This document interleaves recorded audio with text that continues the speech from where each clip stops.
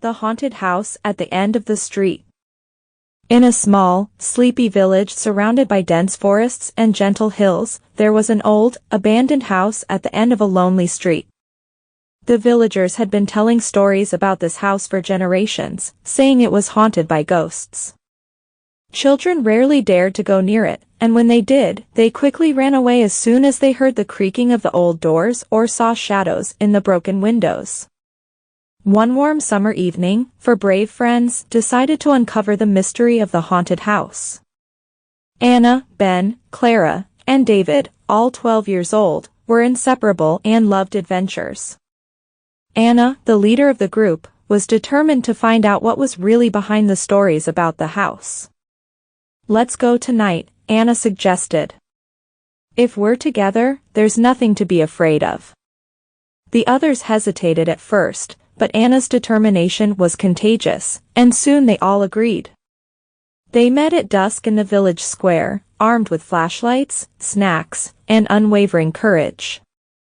As they walked along the dark, pebble-strewn road, David, the storyteller of the group, retold the legends they had heard. "They say that many years ago, a family lived in the house and one day disappeared without a trace," he began. "Since then, the house has stood empty, and strange lights and sounds have been seen and heard within." "Maybe those are just old stories to scare us," Clara, always the skeptic, suggested. "But tonight, we'll find out." When they reached the haunted house, it looked even creepier in the moonlight. The windows were broken, and the facade was overgrown with ivy. A cold gust of wind made the old doors creak, as if warning the group. Tall grass grew before the front door, rustling in the wind, and an owl's call echoed through the night. "We can do this," said Ben, though his voice trembled slightly. "Together, we're strong." They cautiously opened the creaky door and stepped inside. The interior was dark and dusty, and the flashlight shadows danced on the walls. Suddenly, they heard a faint whispering that seemed to come from the walls. "Who's there?" Clara called out, her voice shaking. No answer. Just the echo of her call and the eerie whispering. The group continued, room by room, discovering old furniture, broken mirrors, and faded paintings. The atmosphere was oppressive, but their curiosity was stronger than their fear. In the living room, they found an old family portrait on the wall. It showed a smiling family, father, mother, a little boy, and a girl. Anna paused and looked at the picture for a long time. "That must be Elisa," she whispered, pointing to the girl. They climbed the creaky stairs to the top floor.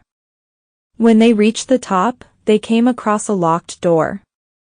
David, who always carried a lockpick, deftly opened the lock. Behind it, they found a small room that was surprisingly well preserved. In the center of the room stood an old table with a diary on it. Anna opened the diary and began to read. It belonged to a girl named Elisa who had lived in the house many years ago. Elisa wrote about strange events that she and her family had experienced. One entry made their blood run cold. "Last night, I heard the whispering again. It comes from the walls. Mother says it's the ghosts of our ancestors." Suddenly, a cold draft blew through the room, and the door slammed shut. The friends jumped in fright, but Anna held on to the diary. "We need to finish reading this," she said determinedly. They learned that Elisa had found a way to communicate with the spirits of her family. She had discovered that her family was trapped in a kind of limbo, waiting to be freed.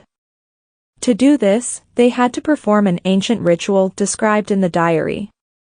The friends decided to try the ritual. They found the necessary items in the house: candles, old amulets, and herbs.